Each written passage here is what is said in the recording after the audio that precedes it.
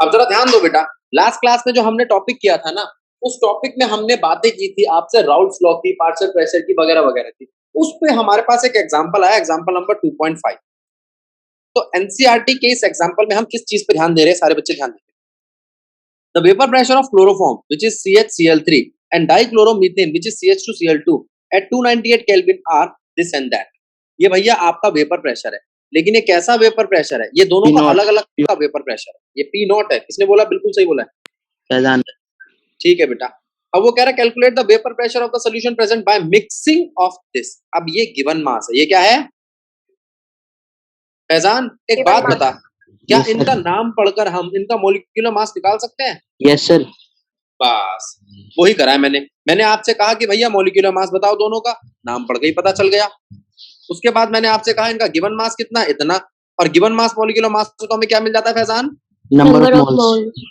क्या आपको number of moles दिखाई दे रहे हैं यहाँ पे? यस सर, मोल फ्रैक्शन निकल जाएगा।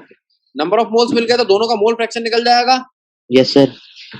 और अगर दोनों का मोल फ्रैक्शन हमारे पास है, अगर दोनों का मोल फ्रैक्शन हमारे पास है, तो मोल फ्रैक्शन से ही तो हम प्रेशर निकाल लेंगे। कौन सा? Partial pressure. कौन सा प्रेशर? Partial pressure total.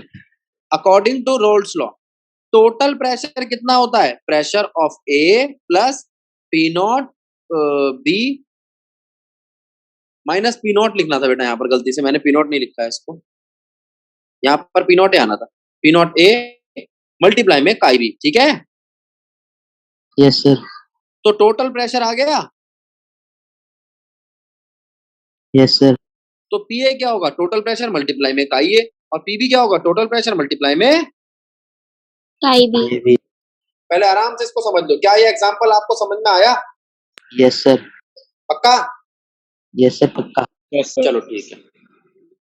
अब मैं आपसे बात कर रहा हूं कॉलिगेटिव प्रॉपर्टीज की। सब बच्चे ध्यान देंगे। कॉलिगेटिव प्रॉपर्टीज बोलूं? Yes sir. कॉलिगेटिव प्रॉपर्टीज वो प्रॉपर्टीज होती हैं जो number of particles of solute पे डिपेंड करती है, लेकिन उनके नेचर पे डिपेंड नहीं करती। अब मैं आपसे पूछूं नेचर क्या होता है, तो आपने कहा भैया नेचर का मतलब ये हुआ कि वो आसानी से घुलेंगे, मुश्किल से घुलेंगे, होमोलोगस है, हेट्रोलोगस है, उस पर डिपेंड नहीं करती। बस ये बता दो कितने नंबर है। क्या बता दो? 500 घोले हैं तो 500 पे फर्क पड़ेगा, 200 पे फर्क पड़ेगा, 300 पे फर्क पड़ेगा। इस पे फर्क नहीं पड़ेगा कि NaCl घोला है, MgCl घोला है या कुछ और घोला है।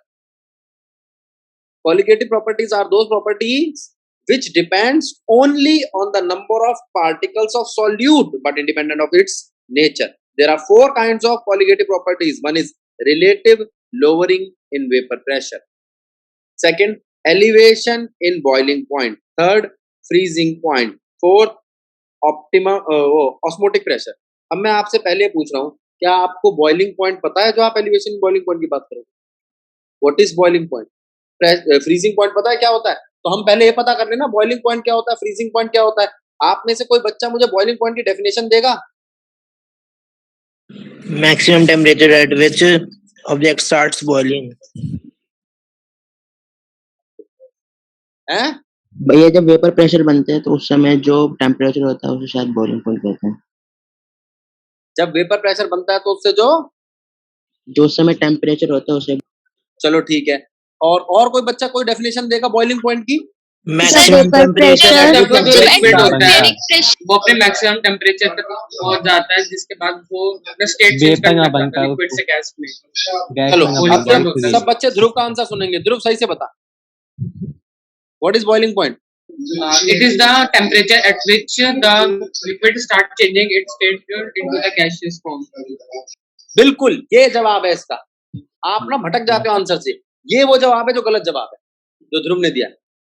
मैं यही सुनना चाह रहा था तब से। ढूंढ रहा था ऑलरेडी भी बोल रहे हैं। सर जब एटमॉस्फेरिक प्रेशर और वेपर प्रेशर इक्विलिब्रियम पे होते हैं तब जो टेम्परेचर होता है उसे कहते हैं। ये नंदनी कह रही है।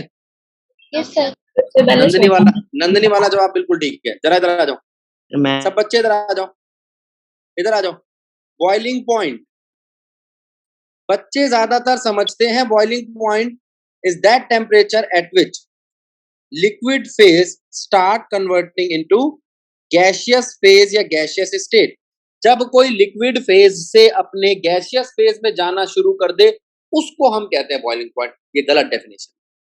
डेफिनेशन ये है जब वेपर प्रेशर और एटमॉस्फेरिक प्रेशर दोनों इक्विलिब्रियम पर हो, तब जो टेम्परेचर होता है उस लिक्विड का वो कहलाता है उसका बॉइलिंग पॉइंट। बॉइलिंग पॉइंट वो टेम्परेचर है, बॉइलिंग पॉइंट वो टेम्परेचर है जब वेपर प्रेशर किसी लिक्विड का और एटमॉस्फेरिक प्रेशर दोनों इक्विलिब्रियम पर होते हैं। अब आई बात समझ में? आ गई सर। ठीक है। अब कई सारे क्वेश्चन आ रहे हैं बच्चों के, ये लेटेंट हीट ऑफ फ्यूजन क्या होता है? इसका मतलब अब हमें एक चीज समझने की जरूरत है। इधर आ जाओ, ये ग्राफ सबको दिखाई दे रहा है यहाँ पे? बोलो। Yes sir. इस ग्राफ के दो हिस्से हैं, एक है टेम्परेचर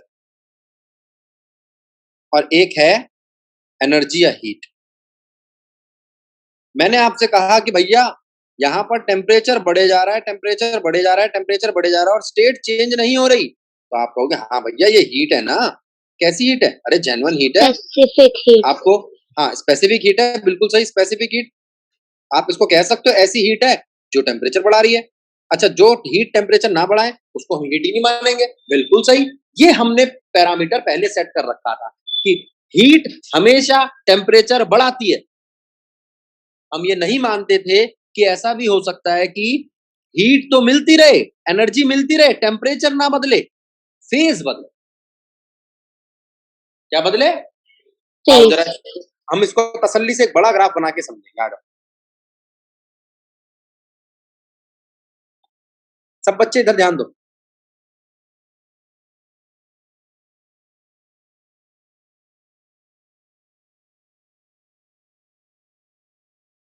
अब जरा इस पार्ट को देखो सब बच्चे। ये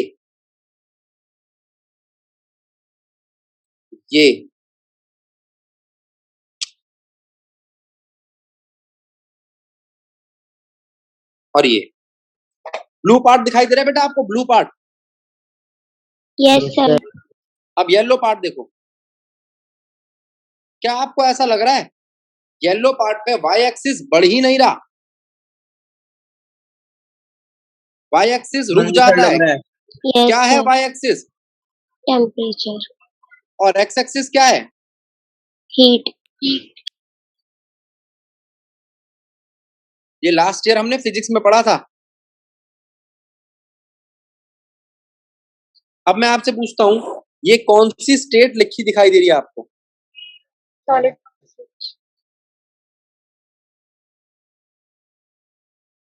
और ये लिक्विड। और ये गैस। गैस।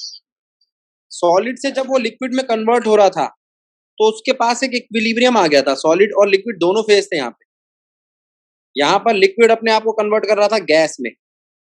जिस टेम्परेचर पर वो सॉलिड को लिक्विड में कन्वर्ट कर रहा था उसे हम कहते हैं बॉइलिंग पॉइंट। इस वक्त वेपर प्रेशर एटमॉस्फेरिक प्रेशर के बराबर होता है और जिस टेम्परेचर पर वो सर मेल्टिंग पॉइंट होगा ना?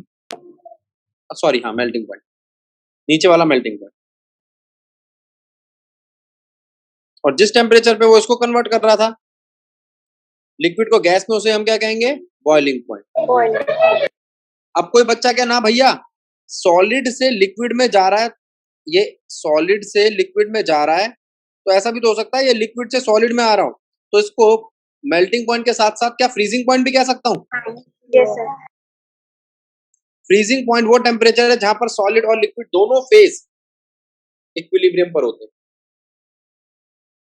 और बॉइलिंग पॉइंट वो टेम्परेचर है जिसपे लिक्विड और गैस दोनों फेज इक्विलिब्रियम पर होते हैं, या आप कह सकते हो वेपर प्रेशर एटमॉस्फेरिक प्रेशर के साथ इक्विलिब्रियम पर होता है। इस वक्त एनर्जी का लॉस, एनर्जी का चेंज हीट के लिए टेम्परेचर को चेंज करने में यूज हो रहा था, इसलिए हम इसको कहते हैं स्पेसिफिक हीट। कैसी हीट कहते हैं? Specific heat. और ये दूसरी वाली हीट कौन सी होती है? Latent heat. क्यों? क्योंकि इस वक्त हमें दिख नहीं रहा होता किसमें चेंज? टेम्परेचर में। टेम्परेचर में वो चेंज छुप जाता है, इसलिए इसका नाम ही रख दिया छुपी हुई हीट। क्या नाम रख दिया? Latent heat. लेटेंट हीट का मतलब ही छुपी हुई होता है, ठीक लेटेंट है, का मतलब छुपा ये भी हुआ, लेटेंट हीट है। लेटेंट का मतलब क्या होता है बेटा? छुपा हुआ, हिडन। हिडन। ठीक है। अब इस वक्त सॉलिड और लिक्विड दो फेज थे, बोलो। Yes sir. और सॉलिड का लिक्विड में कन्वर्ट होना कहलाता है फ्यूजन। तो लेटेंट हीट ऑफ फ्यूजन कह सकता हूं इसको, यस सर। और ये latent heat of vaporisation. Vaporisation. तो ये आपकी थोड़ी सी 11वीं भी रिवाइज हो गई। जरा फॉर्मूला भी बता दो स्पेसिफिक हीट का। अब रुक जाओ बेटा, वहां पर अब चैप्टर का और ही खुल जाएगा। अब वापस आ जाओ। अब मैं आपसे फिर से पूछता हूँ, बॉइलिंग पॉइंट क्या होता है जब वेपर प्रेशर और एटमॉस्फेरिक प्रेशर दोनों क्या हो? इक्विलिब्रियम पे। बात ठीक है या गलत है? ठीक है सर। ठीक है सर। किसी ने कहा भैया बॉइलिंग पॉइंट तो 100 डिग्री सेल्सियस था। जब 100 डिग्री सेल्सियस बॉइलिंग पॉइंट था तब वेपर प्रेशर और एटमॉस्फेरिक प्रेशर दोनों इक्विलिब्रियम में आ गए थे। अगर वेपर प्रेशर एटमॉस्फेरिक प्रेशर के इक्विलिब्रियम पे ना हो तो एनर्जी का लॉस। अब जो अब आपका बॉइलिंग पॉइंट अचीव नहीं हुआ है, बॉइलिंग पॉइंट के लिए और मेहनत करनी पड़ेगी। आ जाओ जरा, अब मैं आपसे बात करूं, आगे चले टॉपिक पे। Yes sir. जरा जरा ना,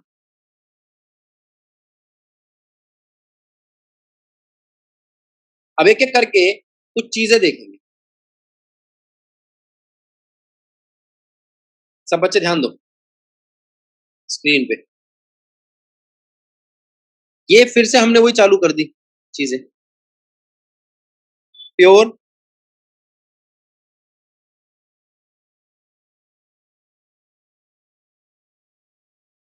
और ये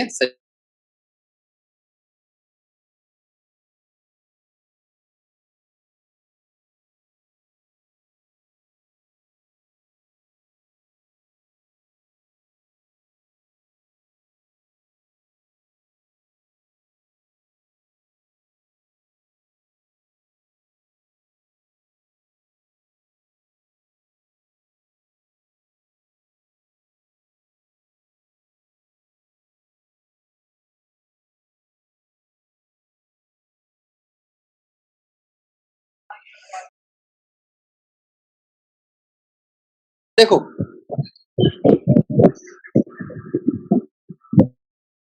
देखो यहां पर मैंने ढक्कन लगाया और यहां पर ये देखा कि जो प्योर सॉल्वेंट था उससे ये वेपर्स बन रही, क्योंकि इस वक्त सॉल्वेंट के मॉलिक्यूल्स को सरफेस अच्छी खासी मिल रही है। ठीक है बच्चों? यस सर, यस जब सर। मैंने इसके अंदर सॉल्यूट डाला तो ये रहा वो सॉल्यूट। एक तो इसने जगह घेर ली, दूसरी इसने इंटरेक्शन कर ली। किसके साथ इंटरेक्शन कर ली? इसने इंटरेक्शन सॉल्वेंट कर के ली साथ। सॉल्वेंट के साथ। ये रहे हमारे सॉल्वेंट के मॉलिक्यूल। देखो दो चार सॉल्वेंट के मॉलिक्यूल इसके साथ चिपक कर बैठ गए ना, तो अब उतनी वेपर्स नहीं बन रही। सर ये जो सॉल्यूट है वो नॉन वोलेटाइल है ना? वोलेटाइल होता तो खुद अपनी वेपर्स बनाता, तो भी उसकी वेपर्स को कम कर देता, है ना? हर हाल में कम करेगा, चाहे वोलेटाइल हो चाहे नॉन वोलेटाइल हो। ठीक है सर कैसे? अरे सर दो भाई, वेपर इसलिए भी तो कम होगी क्योंकि टेम्परेचर भी चेंज होगा। नहीं नहीं, टेम्परेचर में तो गधा है एक नंबर का। टेम्परेचर का चेंज तो हम बताएंगे। अब टेम्परेचर में कोई चेंज नहीं, हमने सिर्फ एक सॉल्ट डाला है। सॉल्ट डाला, अब सॉल्ट अपनी वेपर्स अगर बनाएगा, जो भी हमने सॉल्यूट डाला, अगर वो अपनी वेपर बनाएगा तो वो जगह नहीं घेरेगा, वो सॉल्वेंट की वेपर कम नहीं कर देगा। और नहीं बनाएगा तो इंट्रैक्शन ऐसी करेगा नीचे बैठकर कि उनकी जगह कम कर देगा फिजिकली, या तो उसकी यहाँ पर जगह कम कर देगा, यहाँ पर सरफेस पर, या वो यहाँ अगर उनकी जगह कम कर देगा। ठीक है?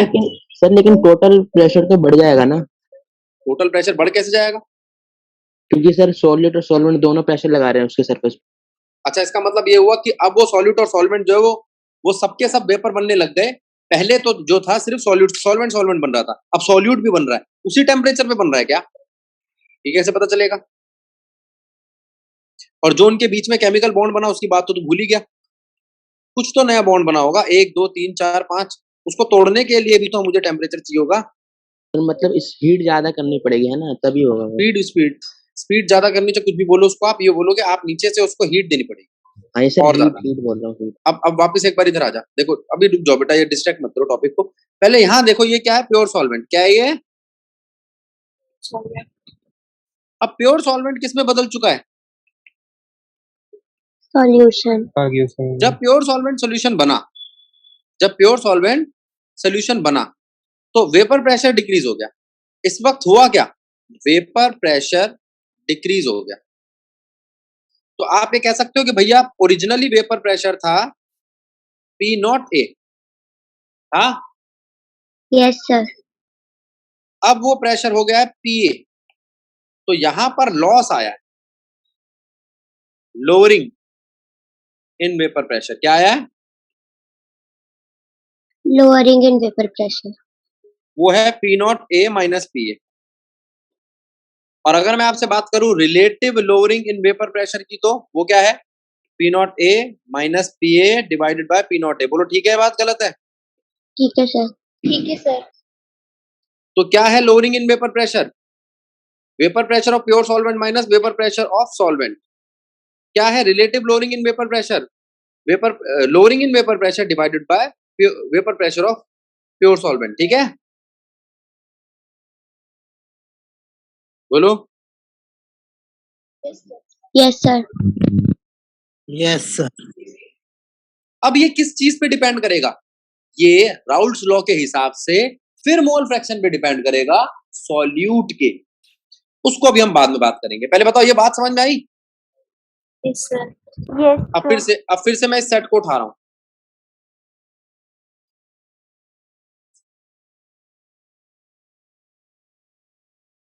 जब ये केस हुआ था, सारे बच्चे ध्यान दो, इस वक्त वेपर प्रेशर क्या हुआ था? अभी जो हमने पढ़ा, इस वक्त वेपर प्रेशर क्या हुआ? डिक्रीज। क्या यहाँ पर वेपर प्रेशर जो था उसके मुकाबले में अब वाला वेपर प्रेशर कम हो गया? Yes sir. यहाँ पर एक स्टेज आ गई थी, वेपर प्रेशर इक्विलिब्रियम पे आ गया था एटमॉस्फेरिक प्रेशर के साथ। किसके साथ? एटीएम के साथ। लेकिन मैं आपसे कह रहा हूं अब वो एटमॉस्फेरिक प्रेशर के इक्विलिब्रियम पर नहीं है, उससे कम पर है। उससे कम पे है। अब जरा इधर आ जाओ, यहां पर वेपर प्रेशर आते आते डिक्रीज करा, वेपर प्रेशर आते आते डिक्रीज हो गया। तो उसको फिर दोबारा बढ़ाने के लिए, वेपर प्रेशर को फिर से एटमॉस्फेरिक प्रेशर के साथ इक्विलिब्रियम पर लाने के लिए मुझे टेम्परेचर क्या करना पड़ेगा? इंक्रीज या डिक्रीज? इंक्रीज। यहाँ टेम्परेचर कितना था? बॉइलिंग पॉइंट आ चुका था, अचीव हो चुका था। अब मुझे टेम्परेचर इंक्रीज करना पड़ेगा, यानी कि मुझे टेम्परेचर का पहले नाम क्या था? Boiling point. अब मुझे बॉइलिंग पॉइंट इंक्रीज के लिए मैं बोलता हूँ एलिवेट करना पड़ेगा। क्या करना पड़ेगा? एलिवेट। ये बात समझ में आई? Yes sir.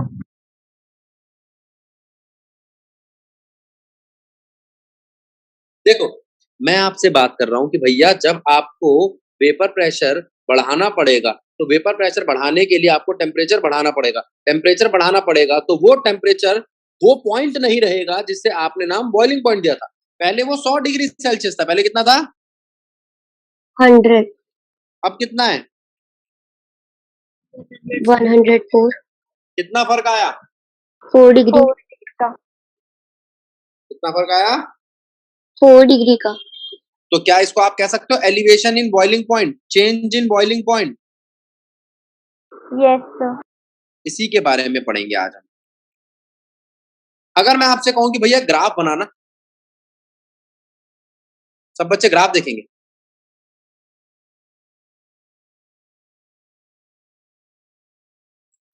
ये ग्राफ है किसका? प्योर सॉल्वेंट का। किसका ग्राफ है?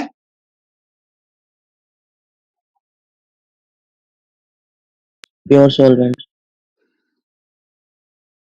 प्योर सॉल्वेंट का ग्राफ दिखाई दे रहा है आपको?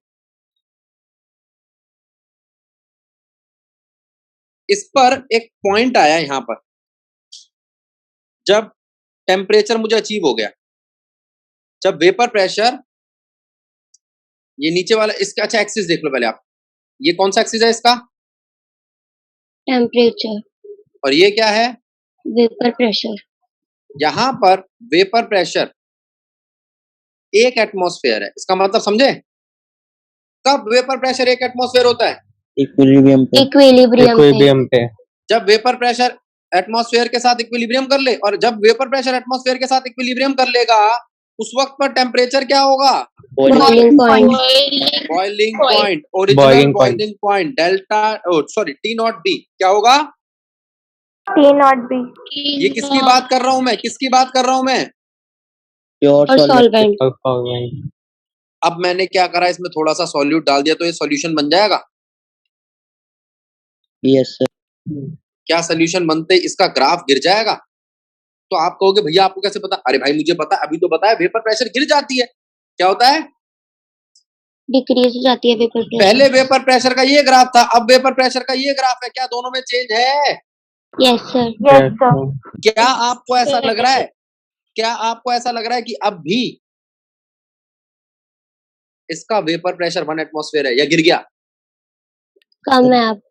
भैया टेम्परेचर तो वही है। अब आप ये कैसे कह सकते हो उसी टेम्परेचर पे कम हो गया? तो आप कहोगे भैया टेम्परेचर वही है लेकिन अब नई इंटरेक्शन आ गई है, केमिकल इंटरेक्शन, फिजिकली जगह खा गया वो उसकी, तो अब आपको टेम्परेचर बढ़ाना पड़ेगा, तो टेम्परेचर एलिवेट करना पड़ेगा, और जहां जाके वो एलिवेशन रुकेगा उस वक्त पर एक नया टेम्परेचर आ जाएगा। बोलो आया? Yes sir. और क्या आपको यहाँ पर चेंज इन टेम्परेचर दिख रहा है? Yes Yes, sir. Yes sir। वो है डेल्टा टीबी, और वो डेल्टा टीबी कितना है? टीबी नया वाला टेम्परेचर माइनस ओरिजिनल। कुछ पल्ले पड़ा या सब सर के ऊपर से निकल गया? पड़ा। पक्का? आ गए भैया। आ गया सर। पड़ेगा ही सर अगर देखेंगे तो। अब थोड़ा जल्दी समझ में आएगा बेटा आपको कॉलिगेटिव प्रॉपर्टी। कॉलिगेटिव पहली प्रॉपर्टी का नाम है relative lowering in vapour pressure. Relative lowering in vapour pressure के नाम को ही तोड़ दो। पहले पढ़ो लोअरिंग इन वेपर प्रेशर, फिर पढ़ेंगे relative. Lowering in vapour pressure क्या होता है? जो पहले था और जो अब है उन दोनों को माइनस कर दो। P naught A minus P A, ये है आपका relative lowering in vapour pressure. P naught A minus P A, आना जरा। P naught A minus P A करोगे तो आपको लोअरिंग इन वेपर प्रेशर मिलेगा, और लोअरिंग इन वेपर प्रेशर को अगर आप ओरिजिनल वेपर प्रेशर के साथ डिवाइड कर दोगे तो क्या relative lowering in vapour pressure मिलेगा? बोलो। Yes sir. Yes sir। तो P naught A minus P A divide by P naught ए, ये आ गया आपका relative lowering in vapour pressure. किस पे डिपेंड करता है? Mole fraction. ये किस पे डिपेंड करता है? मोल फ्रैक्शन ऑफ सॉल्यूट पे। लेकिन हम माने कैसे? हमने कहा मत मानो भाई, राउल्ट्स लॉ की तो मानोगे। According to Raoult's law, Raoult's law क्या कहता है? वो कहता है भैया अगर आपको पीए निकालना है तो वो होगा पी नॉट ए का ये। याद करो लास्ट क्लास में कराया था। Yes sir. Yes sir। अच्छा, अब इस फॉर्मूले को देखो, पीए होता है पी नॉट ए का ये, और अभी मैंने बताया था लोअरिंग इन वेपर प्रेशर होता है पी नॉट ए माइनस पीए। तो क्या पीए की जगह रकम रख सकता हूं? Yes sir. ठीक है भैया, पीए होता है ये P not, lowering in vapour pressure होता है पी नॉट ए माइनस पीए। तो क्या मैं पीए की जगह पर ये रख दूं तो इन दोनों में से ये कॉमन दिख रहा है निकलता हुआ? Yes sir। Yes sir. जो चीज कॉमन आई है उसको उठा के इसके नीचे ले जाओ लोअरिंग इन वेपर प्रेशर के। तो lowering in vapour pressure divide by P naught A is equals to 1 minus chi B, chi A, और 1 माइनस काई ए कितना होता है? काई बी होता है। Yes sir. तो Yes, आ गया sir। Relative lowering in vapour pressure is equals to chi b. Yes sir. Chi b क्या होती है? काई बी होता है एनबी अपॉन में एनए प्लस एनबी। तो number of moles of solute आ गए, और जो चीज number of moles of solute पे डिपेंड करती है उसे हम कहते हैं कॉलिगेटिव प्रॉपर्टी। क्या कहते हैं? Colligative property. आराम से इस पूरे पॉइंट को समझ लो, पूरे पेज को पढ़ लो।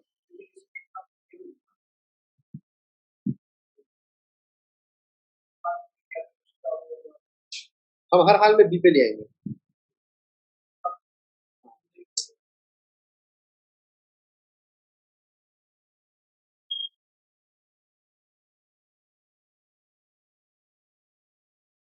ओके,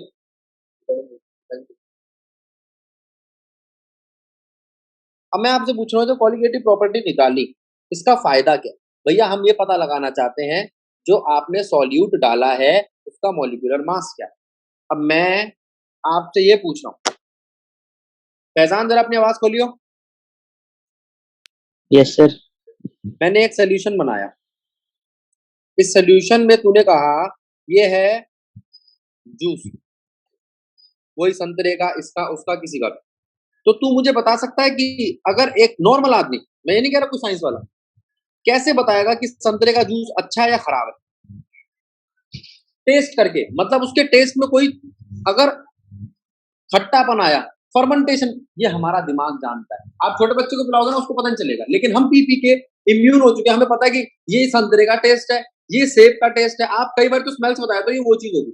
इसका मतलब अगर उसमें खट्टापन आ रहा है तो आप क्या कहोगे, ये संतरे का, ये खराब संतरों का संतरे का नींबू नहीं जुड़ गया, तो आप कहोगे खराब संतरे का जूस है। लेकिन अगर जूस वाला कुछ ऐसा करे, इसके अंदर एस्पार्टेम मिला दे, एस्पार्टेम क्या बोलते हैं उसको, या चीनी का पानी, वैसे एस्पार्टेम जो होता है और भी ज्यादा ताकतवर शुगर होता है, हमारी केन शुगर से 2000 गुना ज्यादा ताकतवर होता है। तो अगर मैं वो पानी डाल दूं तो क्या आपको मीठे के सिवा कोई और टेस्ट आएगा?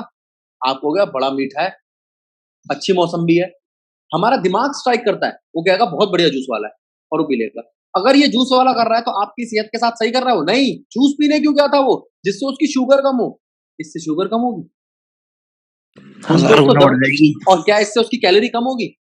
वो क्या सोच रहा है, वो अभी फिटनेस करके आया है, जिम मार के आया है, वो कह रहा है मैं जूस पी रहा हूँ जिससे मेरी सेहत बने। इससे सेहत बनेगी, उसको नुकसान होगा। और क्या वो फर्मेंटेटेड संतरे हमें नुकसान पहुंचाएंगे? अब आप सबसे पहले सोचोगे भैया जूस वाला पागल है क्या जो सड़े हुए संतरे लाएगा? वो इसलिए लाएगा क्योंकि वो सस्ते होते हैं।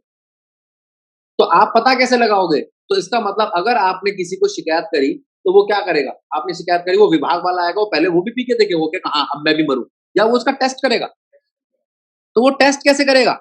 वो इसका कॉलिगेटिव प्रॉपर्टी का टेस्ट करके देखेगा कि इसके अंदर क्या इतने मॉलिक्यूलर मास की कोई चीज है क्या। कौन है 342 ग्राम का? शुगर। शुगर। एस्पार्टेम का भी कोई फॉर्मूला होगा, हाँ। और अगर उस मॉलिक्यूलर मास की मिलावट है, फिर उसके बाद वो आगे कंफर्मेटरी टेस्ट की तरफ जाएगा। वो क्या कंफर्म करेगा कि वो वाला सॉल्ट इसके अंदर है या नहीं, वगैरह वगैरह। ये आपके बात समझ में आई?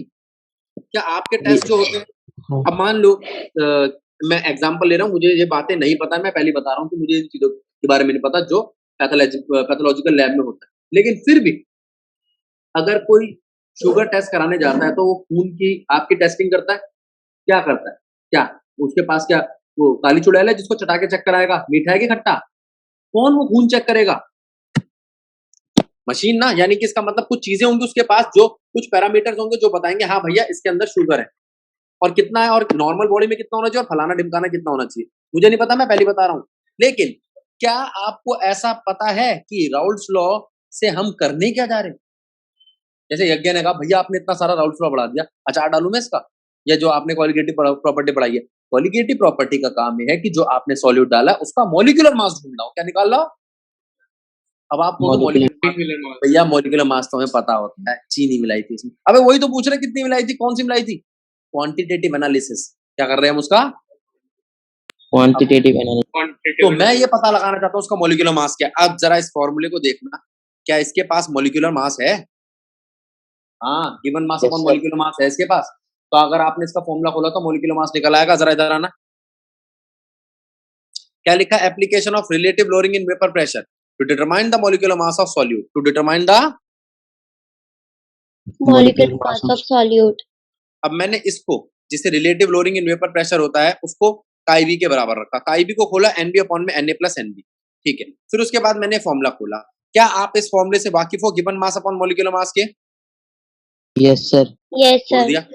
फिर मैंने आपसे कहा ये है सॉल्वेंट और ये है सॉल्यूट। क्या लगता है आपको, सॉल्वेंट और सॉल्यूट अगर मैं जोड़ दूं तो क्या उसका जवाब सॉल्वेंट के बराबर ही आएगा?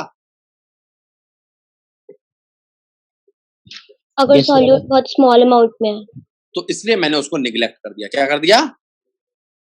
नेग्लेक्ट। और इसके बाद तो फिर कैलकुलेशन है। अब जरा देख लो आराम से। इसे कहते हैं application of any colligative property. किसी भी कॉलिगेटिव प्रॉपर्टी की एक ही एप्लीकेशन है, वो है to determine the molecular mass of solute. अब जल्दी से पढ़ो। ये जो मॉलिक्यूलर मास है इसका इसके साथ क्या रिलेशन है? तो मैं कह रहा हूँ ये मॉलिक्यूलर मास जिसको आप एमबी कह रहे हो ना, वो इसके साथ, इसे हम कह रहे हैं relative lowering in vapour pressure नाम की कॉलिगेटिव प्रॉपर्टी, उसके साथ इनवर्स रिलेशन है। क्यों? जरा देखना, यही थी ना relative lowering in vapour pressure, यहाँ आते आते इनवर्स हो गई ना, उल्टी हो गई। तो क्या रिलेशन है इनका? इनवर्स। तो अगर कोई भी कॉलिगेटिव प्रॉपर्टी इंक्रीज करती है, चार कॉलिगेटिव प्रॉपर्टी पढ़ेंगे, कॉलिगेटिव प्रॉपर्टी बढ़ने से मॉलिक्यूलर मास, कॉलिगेटिव प्रॉपर्टी बढ़ने से मॉलिक्यूलर मास डिक्रीज। तो आप कहोगे molecular mass of solute is inversely proportional to relative lowering in vapour pressure. आई बात समझ में? बोलो बच्चों। Yes sir. आ जाओ। अब दूसरी relative lowering in vapour pressure क्या है? Elevation in boiling point. अब कुछ बातें मैं आपसे पूछूंगा, आप मुझे बताओ, क्या आप जानते हो कि बॉइलिंग पॉइंट तब आता है, तब अचीव होता है जब वेपर प्रेशर बराबर हो एटमॉस्फेरिक प्रेशर की? पहली बात। दूसरी बात, बॉइलिंग पॉइंट जो है वो कम हो जाएगा अगर वेपर प्रेशर कम हुआ। लेकिन वेपर प्रेशर कब कम होगा? वेपर प्रेशर तब कम होगा जब प्योर सॉल्यूट कन्वर्ट हो जाए सॉल्यूशन में, जब प्योर सॉल्यूट कन्वर्ट हो जाए सॉल्यूशन में। अगर प्योर सॉल्यूट सॉल्यूशन में कन्वर्ट हो गया तो वेपर प्रेशर कम हो गया। अगर वेपर प्रेशर कम हो गया तो बॉइलिंग पॉइंट जो था अब वो नहीं रहा। अब आपको दोबारा अचीव करने के लिए टेम्परेचर बढ़ाना पड़ेगा। तो उस नई टर्म को मैं क्या नाम दूं? तो मैंने कहा भैया टेम्परेचर इंक्रीज करना। तो तुमने कहा भैया टेम्परेचर इंक्रीज कर रहे हो तो उससे बॉइलिंग पॉइंट क्या हो रहा है? बॉइलिंग पॉइंट नया जो आया वो बढ़कर आया, तो मैंने उसको बोल दिया एलिवेशन इन बॉइलिंग पॉइंट। पहले पानी 100 डिग्री पर गर्म हो रहा था, जैसे ही मैंने उसके अंदर नमक डाला अब पानी 104 डिग्री पे गर्म हो रहा है, तो वो 4 डिग्री एलिवेट कर गया है, उसे हम कहते हैं एलिवेशन इन। और यही यही बात यहाँ लिखी हुई है। हाँ सुनो, प्योर सॉल्वेंट, हाँ प्योर सॉल्वेंट से प्योर सॉल्वेंट का जो बॉइलिंग पॉइंट था वो था टी नॉट बी, और अब जो बॉइलिंग पॉइंट है वो है टी बी, और इन दोनों को माइनस कर दूं तो क्या आ जाएगा? Change in boiling point. और वो चेंज इन बॉइलिंग पॉइंट क्या है? Elevation in boiling point. क्या वो एलिवेशन इन बॉइलिंग पॉइंट किसी चीज पे डिपेंड करता है? हाँ करता है। किस पे करता है? प्रेशर पे। प्रेशर किस पे करता है? प्रेशर डिपेंड करता है मोलैलिटी पे। तो change in boiling point depend करता है मोलैलिटी पे। घूम फिर के आ जाओ जरा, वो कहता है एलिवेशन इन बॉइलिंग पॉइंट या चेंज इन बॉइलिंग पॉइंट यानी कि डेल्टा टी डिपेंड करता है प्रेशर पे, और प्रेशर डिपेंड करता है मोलैलिटी पे। इसका मतलब change in boiling point depend करता है मोलैलिटी पे। और अगर मैं यहाँ से प्रोपोर्शनैलिटी का साइन हटाऊं तो मेरे पास एक कांस्टेंट आता है केबी। ठीक है, थोड़ा सा अजीब सा नाम है, मैं भी ढंग से नहीं बोल पाता हूँ। इसको बोलते हैं एब्लुस्कोपिक कांस्टेंट। आसान करने के लिए बता दूं, elevation in boiling point constant. लेकिन फिर आपने कहा भैया वो वाला नाम क्यों बोला? एग्जाम में आता है व्हाट इज एब्लुस्कोपिक कांस्टेंट। फिर तुम कहोगे भैया ये एक तो चाइनीज दवाई का नाम दिया था आपने बताया नहीं, तो समझ में आ गया? तो ये कांस्टेंट क्या है? Constant of elevation in boiling point. इसकी डेफिनेशन भी आनी चाहिए, मैं भी पीछे आपको एनसीईआरटी पे पूरी दिखाऊंगा। लेकिन आपको ये दिखाई दे रहा है एम। एम का मतलब number of moles of solid divide by given mass of solvent. आ गया number of moles of solute. अगर number of moles of solute से डायरेक्टली प्रोपोर्शनल है डेल्टा टीबी, इसका मतलब डेल्टा टीबी बढ़ाने पर, और डेल्टा टीबी डायरेक्टली प्रोपोर्शनल है number of moles of solute के, इसका मतलब ये कॉलिगेटिव प्रॉपर्टी। जो चीज कॉलिगेटिव प्रॉपर्टी होगी, जो चीज कॉलिगेटिव प्रॉपर्टी होगी वो number of moles of solute पे डिपेंड करती होगी। और ये वाली बात यहाँ से ठीक हमें लग रही है। अब इसको खोल दो फिर से, वही मॉलिक्यूलर मास निकालने के लिए हमें क्या करना है? इस m को खोल दो NB अपॉन में WA में। आ जाओ, m को खोल दिया NB अपॉन WA में, और number of moles of B को खोल सकते हो गिवन मास अपॉन मॉलिक्यूलर मास में। बोलो।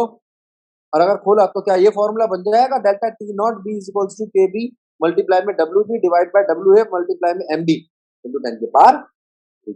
एक और नया फॉर्मूला, और यहाँ से भी हमें क्या मिला? Molecular mass. तो इसकी एप्लीकेशन भी क्या निकली समझ में आया? और इसके साथ में जो ग्राफ बना हुआ है वो मैं भी आपको एक्सप्लेन कर चुका हूँ। भैया मॉलिक्यूलर मास ऑफ सॉलिड क्यों ले रहे हैं? हम जगह सॉल्वेंट भी तो ले सकते हैं। अब तो इतनी उसमें सारी मैंने कहानी क्यों सुनाई? तेरे से कोई ये पूछेगा कि जूस का मॉलिक्यूलर मास क्या है, या जूस में मिलावट करिए उसका मॉलिक्यूलर मास क्या है, कंटेमिनेशन के बारे में टेस्ट करेगा।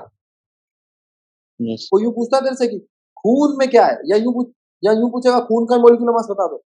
अरे भैया जो चीजें मिली हुई है उन्हीं का ही पूछेंगे, जल्दी बता। यस। समझे? हाँ। जाया,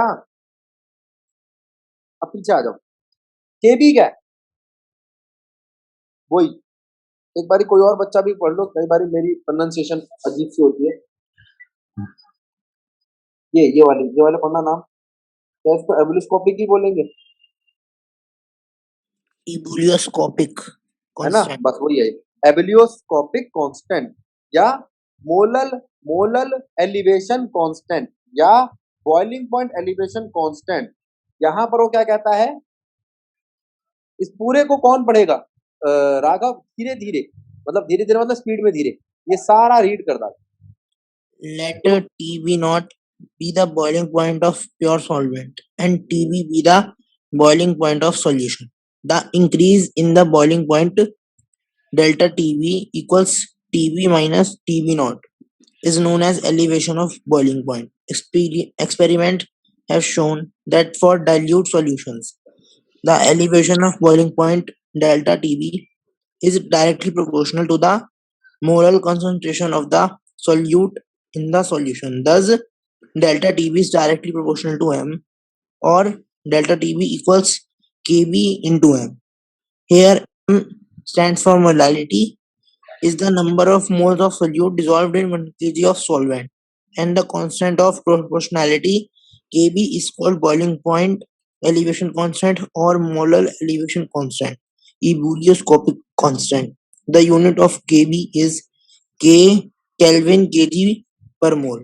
Value of Kb for some common.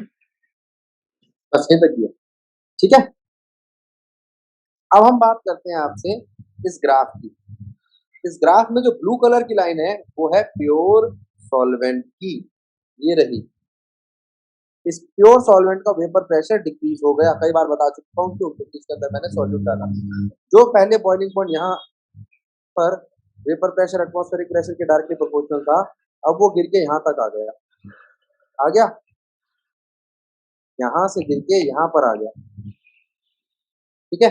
ये आया आपका चेंज इन वेपर प्रेशर। इसको दोबारा अचीव करने के लिए मैं यहाँ तक आया, तो इससे मुझे क्या मिला, डेल्टा टी मिला।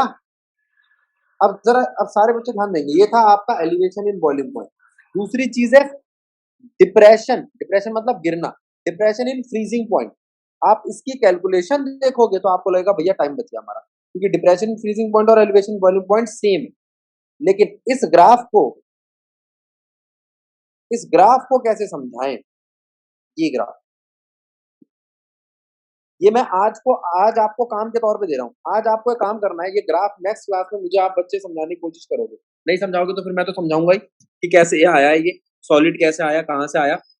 आपका काम है यहाँ तक का करना। उसके बाद हम बात करेंगे नेक्स्ट क्लास में ऑस्मोटिक प्रेशर की या ऑस्मोसिस प्रेशर की। उसके बाद हमारी क्वालिटेटिव प्रॉपर्टी समाप्त हो जाएगी, ठीक है।